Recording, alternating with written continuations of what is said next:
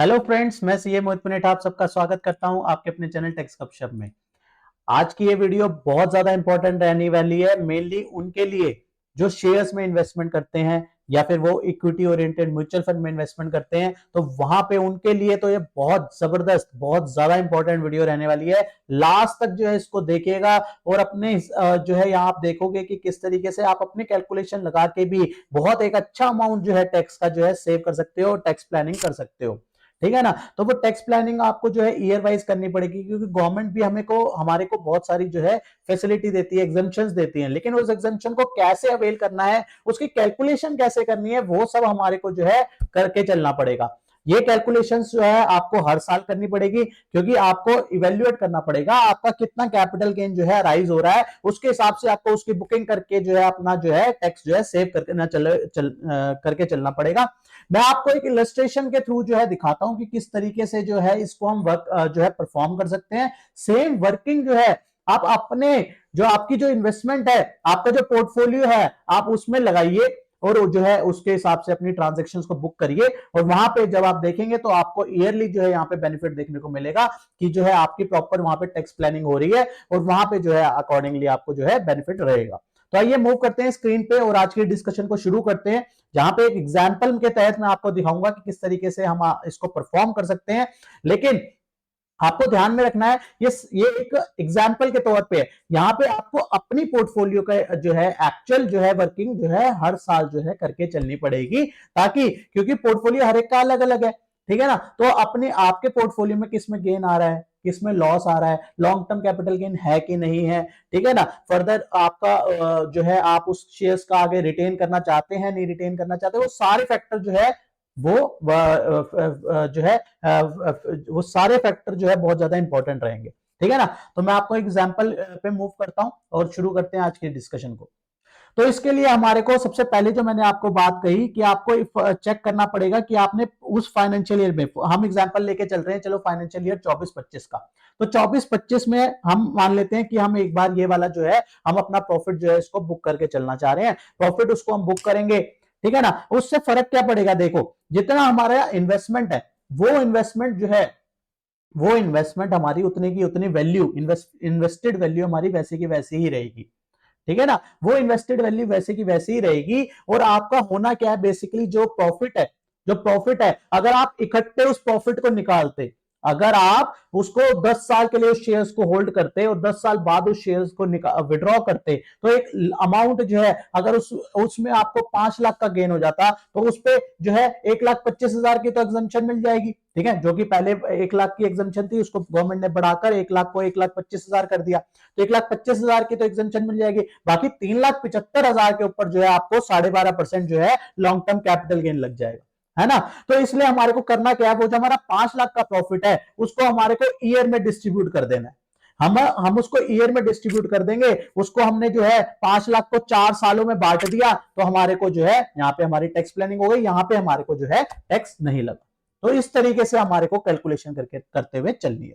ठीक है ना। तो मैं एग्जाम्पल लेके चल रहा हूं। ठीक है ना। इसमें क्या कर रहे हैं, ये इसको बेसिकली हम एक बार एक ट्रांजेक्शन को लेके चलेंगे। ठीक है ना। अब हम पहले क्या ट्रांजेक्शन एग्जीक्यूट कर रहे हैं, हम सेल की ट्रांजेक्शन एग्जीक्यूट कर रहे हैं। Sell GTT to be raise, यहाँ पे जीटीटी एक फैसिलिटी है। ठीक है ना। इस तरीके से यहाँ पे फैसिलिटी क्या है कि आप जो है एक अमाउंट, जो एक्स अमाउंट आप सोच रहे हो, उस अमाउंट पे जो है वो रेस करके छोड़ देते हो। जब भी वो अमाउंट जो है ट्रिगर होगा, वो ट्रांजेक्शन आपकी एग्जीक्यूट हो जाएगी। ठीक है ना। इसको ये अलग अलग ब्रोकर जो है अलग अलग जो है उसमें देते हैं।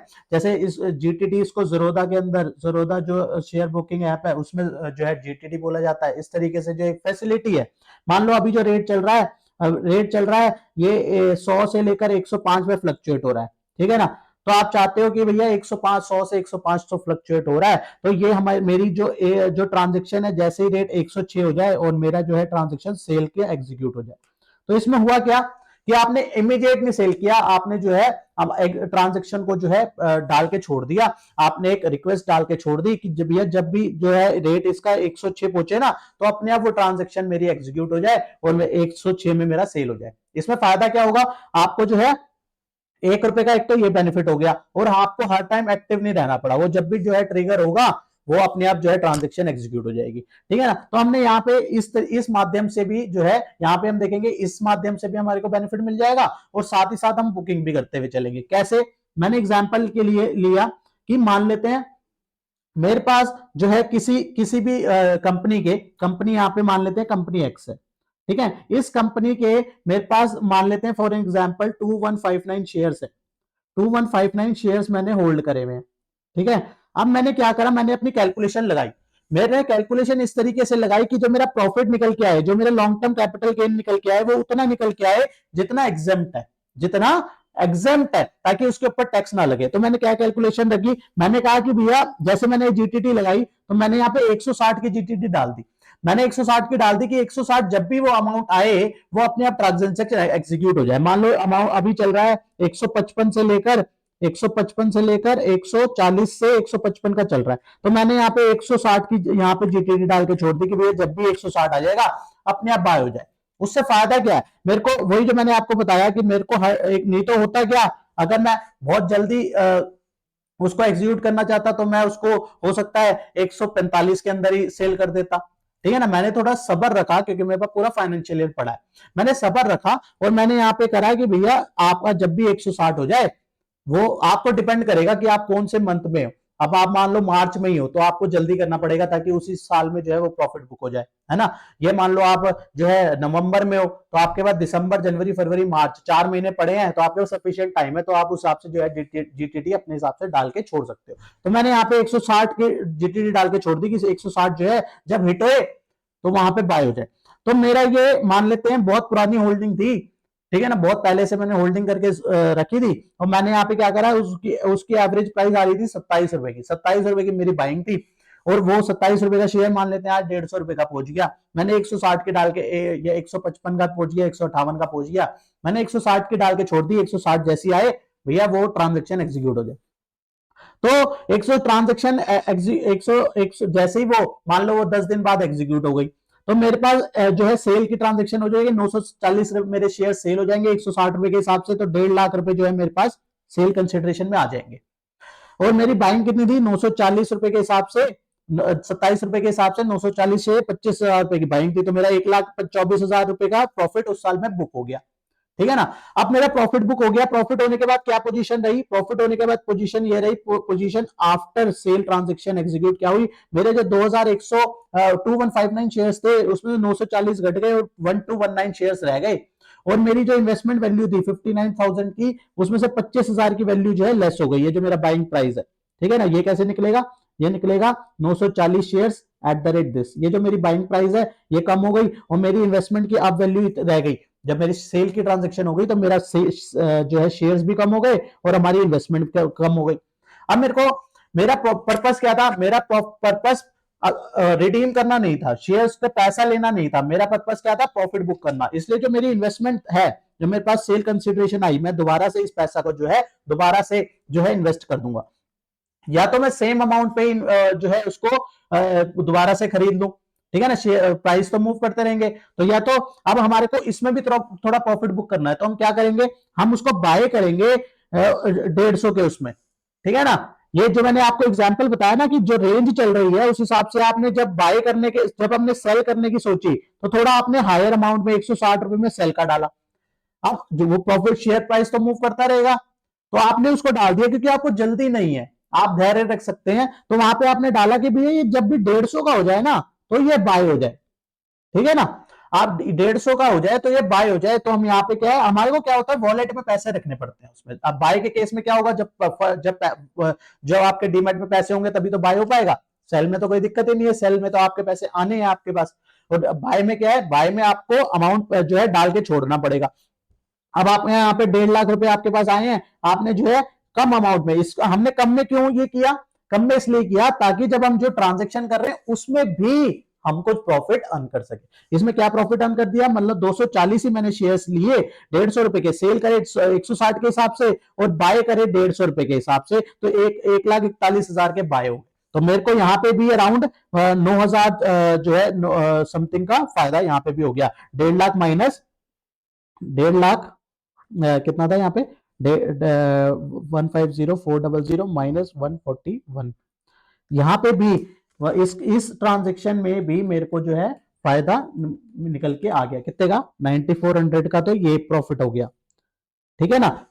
ये तो मेरा प्रॉफिट ही हो गया, ठीक है। ये मेरा प्रॉफिट वैसे भी हो गया ट्रांजेक्शन एग्जीक्यूट करने का, ठीक है। और साथ साथ मैंने अपना जो लॉन्ग टर्म कैपिटल गेन था, ये 1,25,000 तक तो ये इस पे कोई टैक्स ही नहीं लगना, ये भी मैंने अपना सेव कर लिया। यहाँ पे भी टैक्स, मेरी टैक्स हार्वेस्टिंग हो गई। और मेरा जो है साथ साथ पोजीशन वही की वही हो गई। अराउंड मेरे 1.5 लाख रुपए जो है रिडीम हुए और 1,40 मैंने इन्वेस्टमेंट कर लिए। 9400 रुपए का मैंने वहां पे भी फायदा कर लिया, क्योंकि मैं अपना टाइम लगा रहा हूँ वो सारी जो है इवेल्युएशन करने में। मैंने वहां पे भी 9400 रुपए कमा लिए, ठीक है ना। एग्जाम्पल दे रहा हूं, मैंने एग्जाम्पल बना के रखा है आपके लिए कि इस तरीके से हम कर सकते हैं। और यहाँ पे क्या हो गया, अब न्यू होल्डिंग हमारी जो है बाय करने के बाद क्या हो गई, 1912 रुपए जो हमारे बचे थे, कितने थे, 2159 में से 940 रुपए हमने सेल, 940 शेयर सेल कर दिए थे।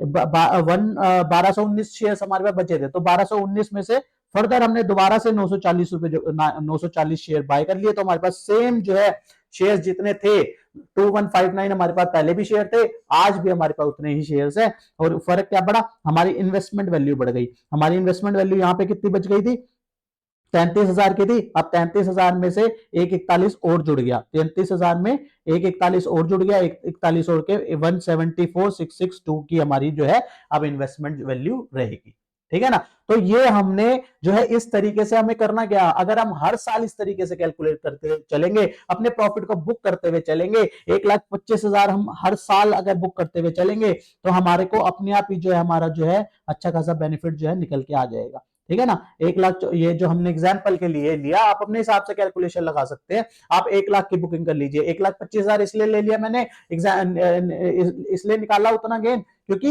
1,25,000 तक का जो है अमाउंट अब एग्जाम्प्ट है। उससे बड़ा अमाउंट जो एक्सीड करेगा वो कितना, 12.5% उस पर टैक्स लगेगा। मैंने एक वीडियो सेपरेट उसके ऊपर डाल दी है कि जो गवर्नमेंट ने जो लिमिट 1 लाख से 1,25,000 करी है, क्या वो बेनिफिट देगी कि नहीं देगी, कौन से केस में एग्जेम्पशन बढ़ाने के बावजूद भी जो है हमारे को एज एन इन्वेस्टर जो है उसमें हमारे को एक्स्ट्रा टैक्स जो है देना पड़ेगा। अगर आपने वो वीडियो नहीं देखी है तो चैनल पे अपलोड कर दी गई है, जरूर उसको देखिएगा। बहुत इंपॉर्टेंट वीडियोस है, उसमें अलग अलग एग्जाम्पल लेके जो है पूरा इलेबोरेट किया गया, ठीक है ना।